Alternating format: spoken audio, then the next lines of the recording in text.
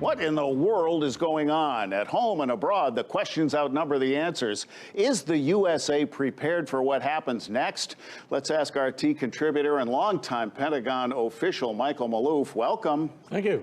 Following his acquittal, the president wasted no time, and the first victim of his revenge cull was decorated Colonel Alexander Vindman, who was frog-walked out of his national security post in the White House after his damning impeachment testimony. And Trump has suggested that Vindman could face disciplinary action. Michael, the military culture is steeped in saluting the boss. How does stuff like this play with men and women in uniform? Well, generally, they're fairly conservative, and they're going to follow the commander-in-chief's orders to a point.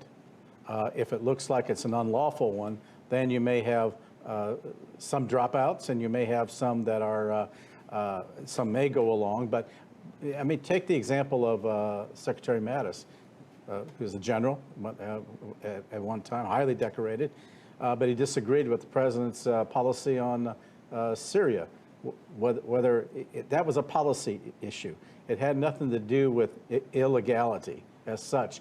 But if soldiers are told that they only obey lawful orders, and now when you had Vindman come up, he claimed that it was an unlawful order that the president gave to the president of Ukraine.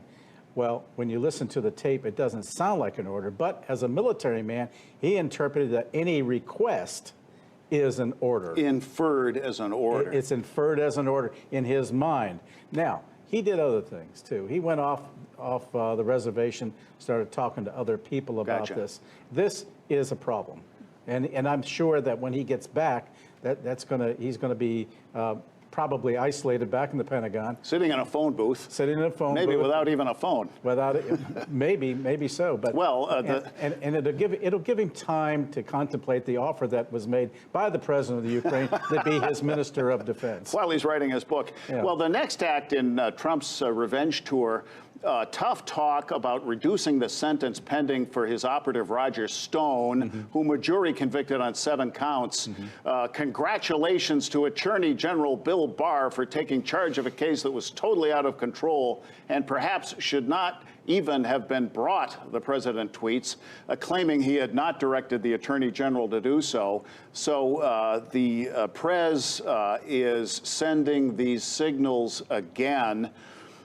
Do you think, and I don't want to drag you into the Roger Stone thing, but let me draw an analogy. During the final dark days of Watergate, we heard tales of President Nixon drinking heavily, wandering the halls of the White House late at night, talking to the portraits of his predecessors. And there were whispers back then that Pentagon brass had an unspoken agreement that if he said push the button, they were prepared to say no, sir. Can you imagine such a shadow protocol these days in the White House with Trump flailing? Yes, I can. I think that there's a concerted, there is a deep concern that he may do the proverbial tail wagging the dog episode to offset all the criticism. But there is so much animosity right now in the Congress. They're going to call him on every step, as we've seen.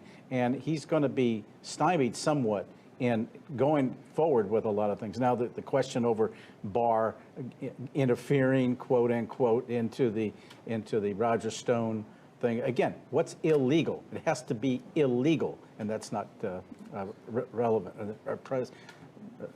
It doesn't show up right now. Right. Well, all of this recent political intrigue comes as geopolitical challenges mount, and enough brush fires are burning around the world that the news media and consumers are challenged to keep up with it. In your view, what are the handful of hotspots that we should be watching, and does all this domestic noise jeopardize our readiness? It does. It takes our eye off the ball, if you will. And there are many separate emerging trouble spots that are occurring, but they all seem to be interconnected somehow. You take the Philippines with dumping the agreement we had with them on troop movements and what have you, and maneuvers. Philippines is shifting over to China. because of the Belt and Road Initiative. Sure. They were just signed on to, they just got a $25 billion deal from the Chinese. In addition, the Philippines is now figuring more into the maritime New Silk Road, which is part of the umbrella Belt and Road Initiative that China is pushing. An economy that will end run Uncle Sam's greenback as the standard. Well, yeah, it could, and that's what we're seeing. We've seen the whole Turkey, Syria, Russia episode blow up. We've seen Qatar and emerging once again as another problem with Saudi Arabia and the UAE. Turkey has a base in Qatar. A common theme. You keep saying Turkey. Yeah, I keep saying Turkey. That is the common thread, along with Iran. They seem to be the bad guys in all this. However, they're also tied into the Belt and Road Initiative, which Russia, China also want to be mediators on, but they're all part of a group. So you have Russia, China, Turkey, Iran, and now India coming in because of a north-south transportation corridor. So all of these, while these are all separate things, they do represent a pattern of behavior that's heading toward a common goal, and that is the development of an alternative world order.